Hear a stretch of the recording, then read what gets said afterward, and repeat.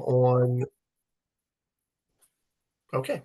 Um, is a moratorium on new awards for the next 3 years. I know that we have had several new awards recently as we try to address different challenges or we have different opportunities pop up.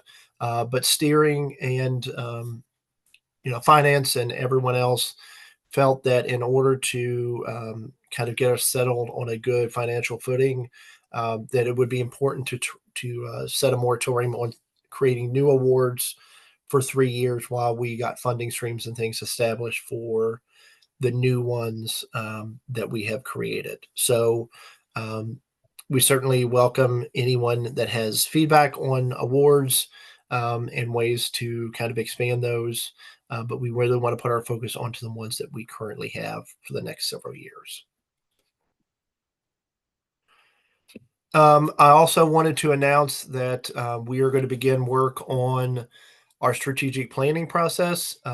As many of you have told me, it seems like we just finished the last one, but it does end in 2026. So we plan to start with some listening sessions with members of steering and members of the various committees that serve MARAC to get feedback on goals and objectives that they have for our organization and for their committees. Um, Deb and I will be conducting those over the next couple months. If you're on one of those, look for a email from me about scheduling those, and then we'll be able to take that information and hopefully utilize our current strategic plan and build one out to have ready to start sometime in 2026. I also wanted to give a shout out to the membership committee for their member minute series that happened on LinkedIn during the archives month. I think that was a great way for us to highlight what our members do. And then also finally to thank everyone. After a long search, we have a development coordinator. So thank you, Elizabeth, for stepping forward to do that. And I look forward to all the great things that will happen with that. All right, so I'm now going to hand it over to Mayor Mannix for the meetings coordinator report. Mary? Thank you, Zach. Thank you, everybody. It's lovely to see you all here today, even though many of you are just little boxes. Still, it's nice to have so many people here. I have a few slides that I want to get through pretty quickly because I want to make sure there's plenty of time at the end for our invitation to Richmond. I would like to say happy Halloween to any of you who that has meaning. I work in a public library. It's hard for me to avoid Halloween. Zach, could I have my next slide, please? Okay, as hopefully all of you know, although not everyone was there, I'd like to let you all know the fabulous environment that you missed on Monday at our symposium. We had 73 attendees. Next slide, Zach. And also a handful of vendors. And as always, much thanks to Nick, our vendor guy, or as I like to think of him as our vendor whisperer. He was able to get a small group of vendors there, which is lovely. Polygon wasn't able to make it there because they're off at a disaster. Hopefully, if anyone here was the reason Polygon wasn't there, hopefully everything is all good now. Next slide, Zach. And much, much thanks, as always, to those people who made it happen. Our PC committee, Maria and Vin, were fabulous. And as I've said before, I kind of tricked them into it. That doesn't mean people shouldn't talk to me. I don't always trick everybody, but I'm very grateful for their work. And Carly and Diane, who are our fabulous hosts at Hagley. Next slide. And if this was real life, we'd have Diane and Carly come up and introduce their team. This is their team. So thanks again to everyone. Thank you for the little things going through. Next, please. And again, if you weren't there, this is our facilitator of Memory Rising. If you're not familiar with her work and we're not there, of course, if you were there, you are familiar with her work. I please encourage everyone to take a look at her website. The very fabulous, very important work she does is something we should all be familiar with. The Raw Information Professionals, I know you can find the website for Memory Rising, but please do take a look even if you weren't there at the symposium. Zach, yeah, there we go. And also shout out to those people who, besides our facilitators, who made the day happen, our moderator, Mark, the panelists, and also our poster sessions. It was a fabulous day with many different types of learning activities, and it was really, really great. And again, I cannot say enough about a fabulous environment it is. Next, Zach. And if you have thoughts about a future symposium, please let me know.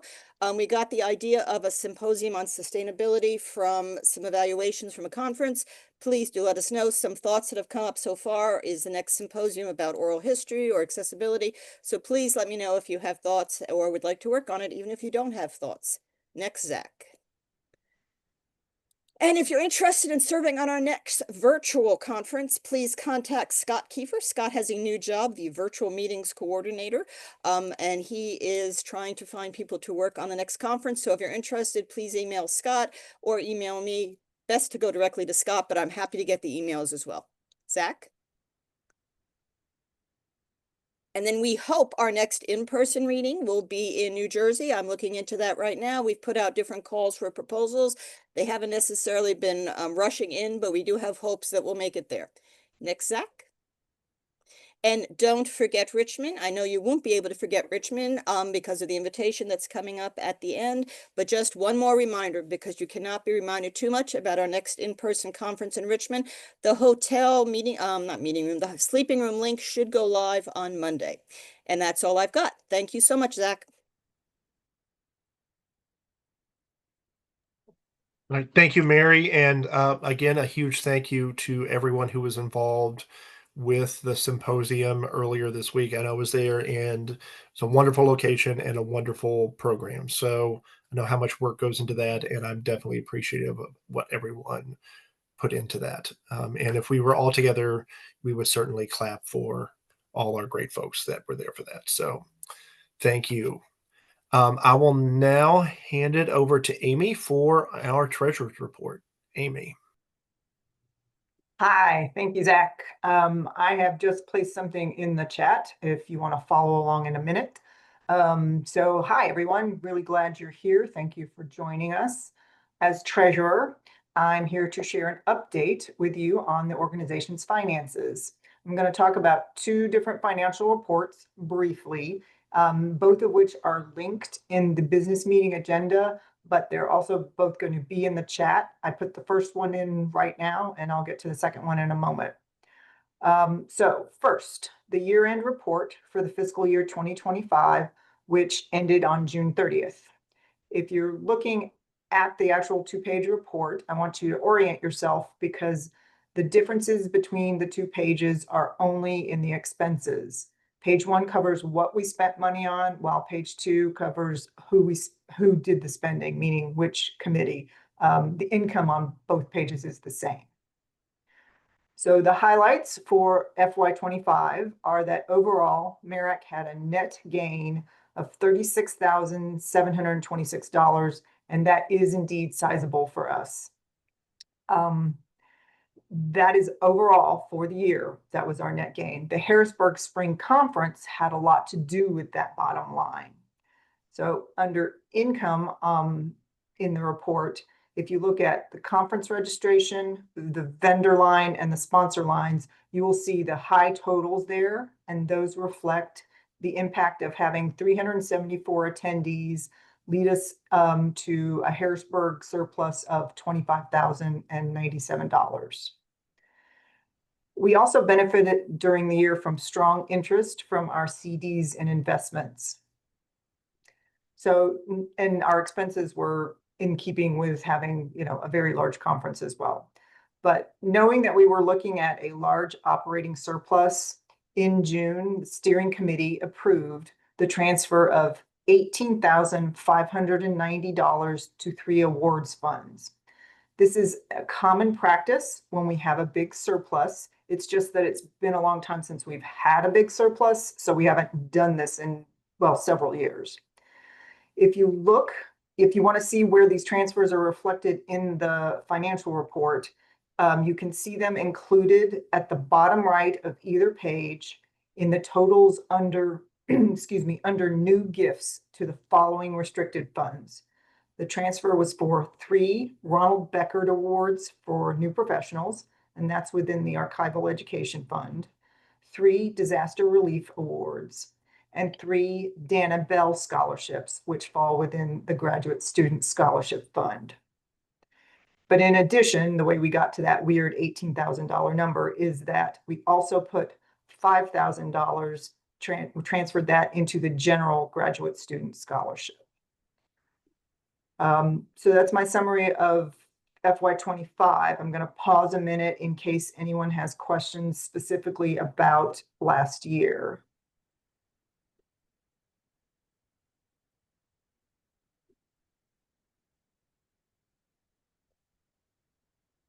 I'm also doing something else at the moment, which you'll see in a second. Okay, so it doesn't look like there, there are questions for FY25, so I just posted the next report I'm going to talk about. So now I'm going to move on to the financial report for first quarter of fiscal year 2026, and that ended on September 30th. Generally speaking, it was a quiet first quarter. We ended it with a net gain of $19,979. So under income for this quarter, you can see that dues comprise our main income so far, which makes sense because renewals go out at the beginning of the quarter. But for context, the quarterly gain is lower than typical for this time of year because the income we got for having a one-day symposium is quite modest compared to the income we would have had if it were a full conference. Also under income, interest earned on our 3-part CD ladder is robust for now, which is absolutely terrific, but that will not continue as the CDs mature later this fiscal year because rates already dropped this week and they will likely keep dropping. Okay, moving to expenses for the first quarter. They too were quite low. It was a pretty calm quarter for spending. And looking forward to the second quarter, I'm projecting that expenses for the symposium, well, I know they will be, expenses for the symposium will be comparatively low in the second quarter because again, a symposium costs less than a full conference does. The last thing I'm going to say about this report is that if you look down at the lower right, spending for the quarter from the restricted funds was solely for the inaugural Ronald Becker Award, and that comes out of the Archival Education Fund. Okay, that's all I have to say about the first quarter, but I do want to make a comment about something that is not on my slides. And that is that last week steering approved the budget for our spring 2026 conference in Richmond, which Mary was just talking about, and we're going to hear some more momentarily. I want you to know this was a tricky budget to wrangle, and that was due mostly to hotel food costs. So in order to avoid a deficit in that budget, we had to select modest food options, we had to skip the luncheon meal, and we had to raise registration rates by $10 so that early member registration is now $150. Student rates only went up $5, so that's going to be $75. All right, I always appreciate questions about MARAC's finances, and you can either take a moment now to ask me questions or absolutely reach out to me by writing to treasurer@marac.info. And yes, Mary points out there will be a midday speaker during the lunchtime. It's just there won't be the luncheon meal. I see Amanda has a question. What's your question, Amanda? Hi. When the Dana Bell Award was created, there was a funding restriction and like a matching threshold that we were trying to hit. Has that been hit? Those are fine questions, and I don't quite know at the moment. So that is something we'll look at during this quarter, but it's a good question. Great.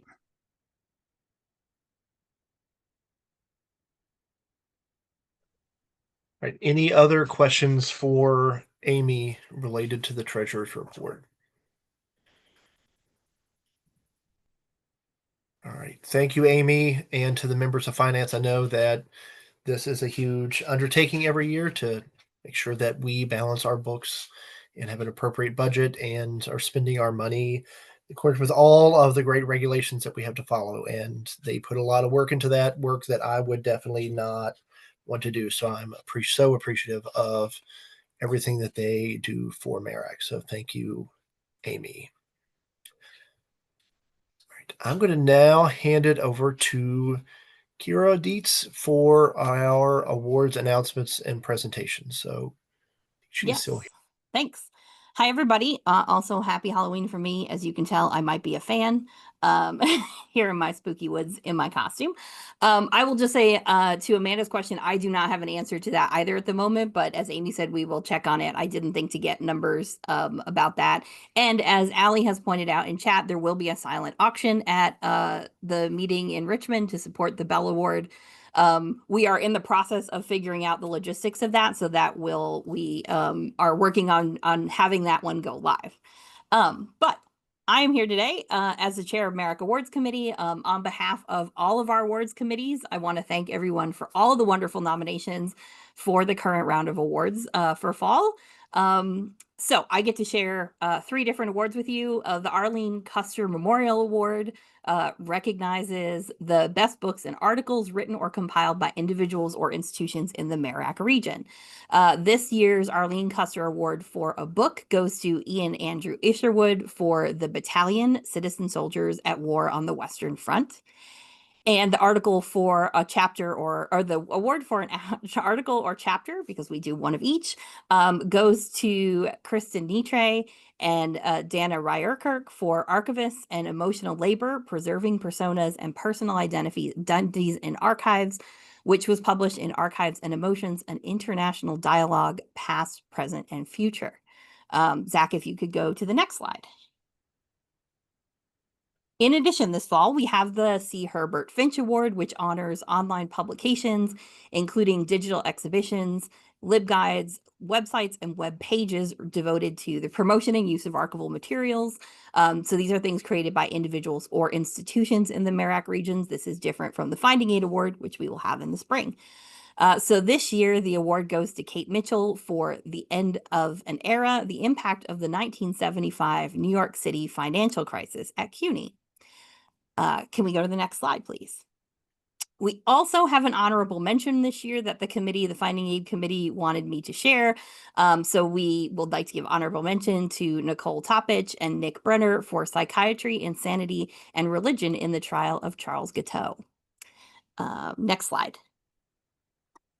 And then lastly, we've heard a little bit about the Fall Symposium today. The Scholarship Committee did award the Marsha Trimble Meeting and Travel Award to Scylla Hecataeus, a doctoral student in the Library and Information Sciences program at the University of Pittsburgh, to be able to help them fund their trip.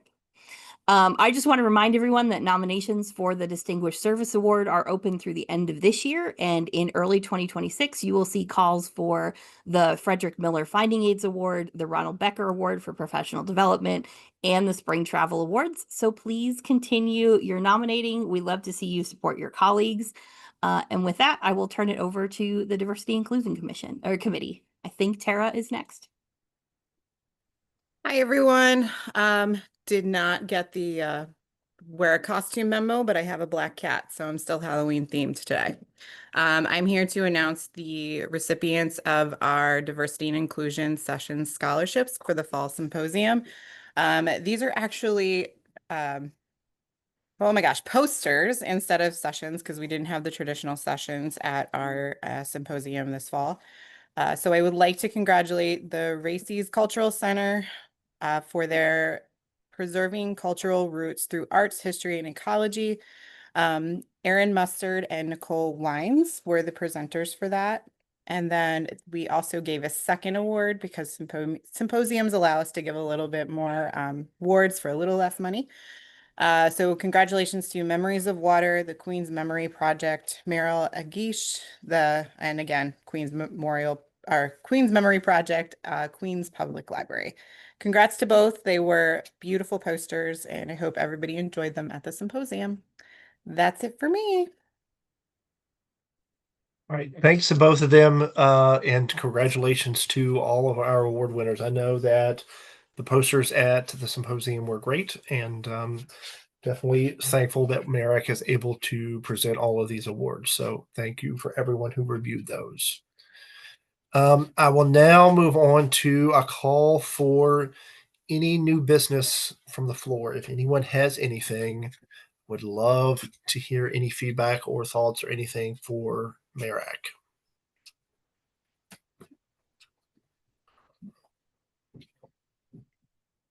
Any new business?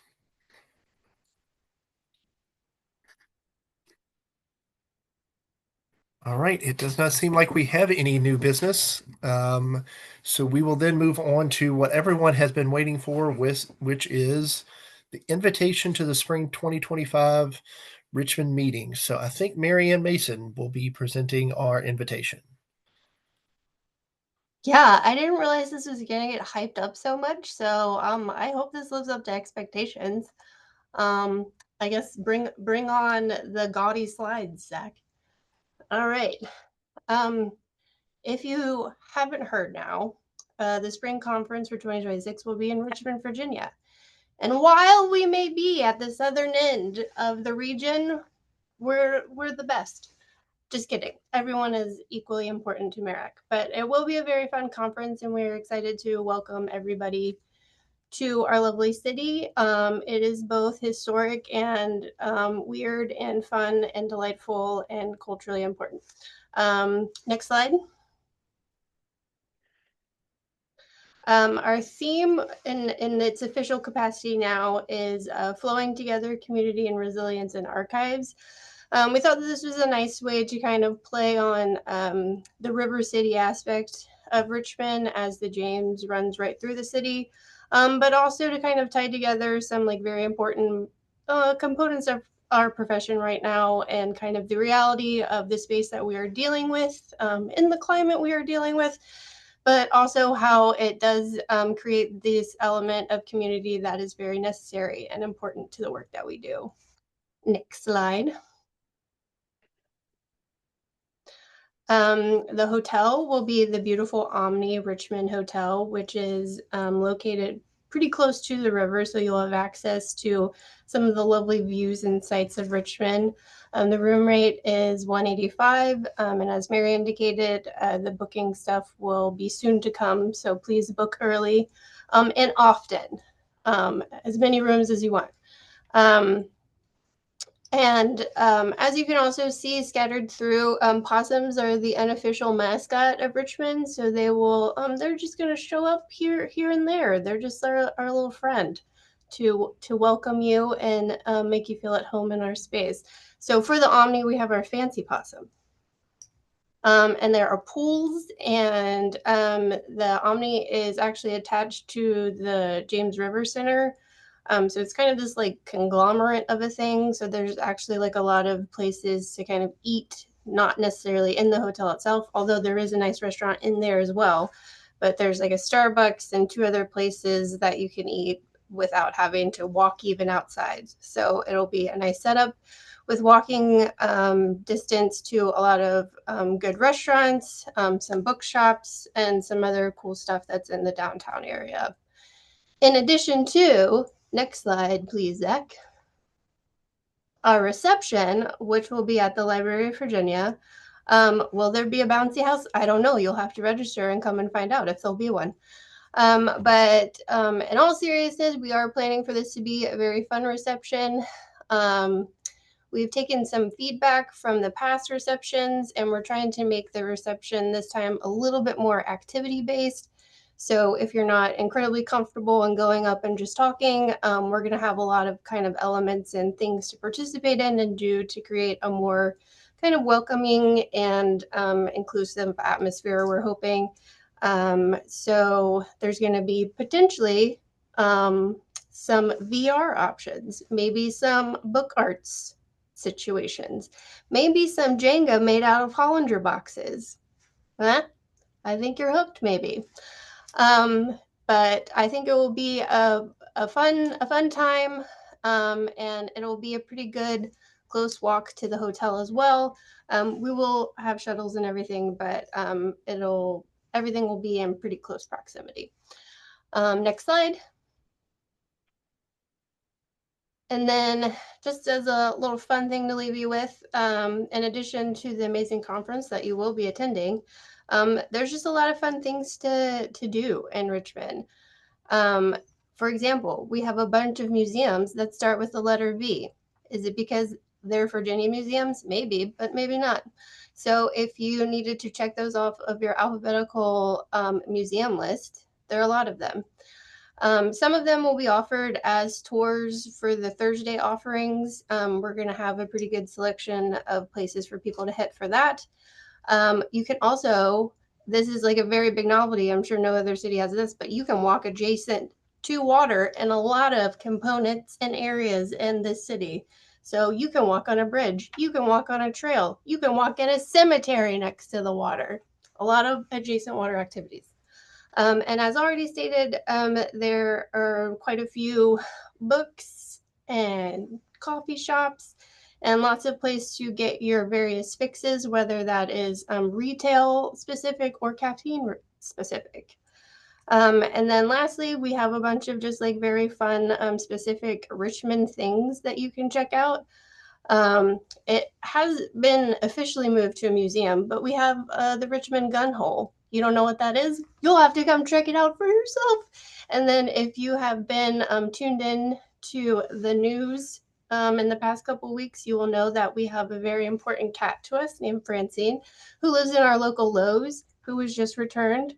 And you can go visit Francine if you want. They're asking people not to bring her treats anymore because she's getting too fat, but she might like a pet. So you can come to our Lowe's and you can pet our beautiful city cat. There's also just legitimately fun activities, like we have a very lovely historic movie theater. We have a nice little shopping district called Carytown. So there's just a lot of fun things. So you might want to like extend your stay on this one, friends. But yeah, we're going to have a great time. We're excited for everybody to come. And as you've heard, we need money, so we need people to come. So if nothing else, give us your pity registrations so that we can have some money. But yeah, well, that's kind of the end of my spiel and my rambling. So thank you all, and please come to Richmond 2026. All right. Thank you, Marianne. And I will say that as a Virginia resident, that I know Richmond is amazing, and this will be an amazing conference, and there will be so many opportunities to have fun and to do wonderful things while you're there. So even if there's not a bouncy house at LVA, I know that we will have a lot of fun, but fingers crossed for the bouncy house. With that, I guess, first of all, are there any questions about Richmond or any of the upcoming conferences? Should I ask that first?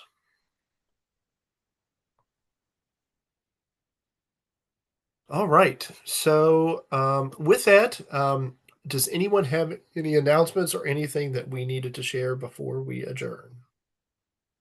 Just a quick announcement that if you're in New Jersey tomorrow, the first ever New Jersey Archival Film Festival is taking place. It is partially sponsored by the New Jersey Caucus of MARAC. There's a link to it in the chat that Tara just posted. Wonderful. Thank you, Deb. That sounds exciting. Any other announcements? All right. If there are no other announcements, then I will open the floor for a motion and a second to adjourn. So moved. All right. Motion from Amy. Is there a second? Second. Second. We have a second. All right. So is there any objection to our adjournment? All right. So again, thank you all so much for your time today. And if you have anything that you need, please feel free to reach out to me or to anyone else from steering or exec. I know that we'd be happy to hear from you, and I look forward to seeing people at all of our next meetings and especially at Richmond in the spring. So thank you all for coming today.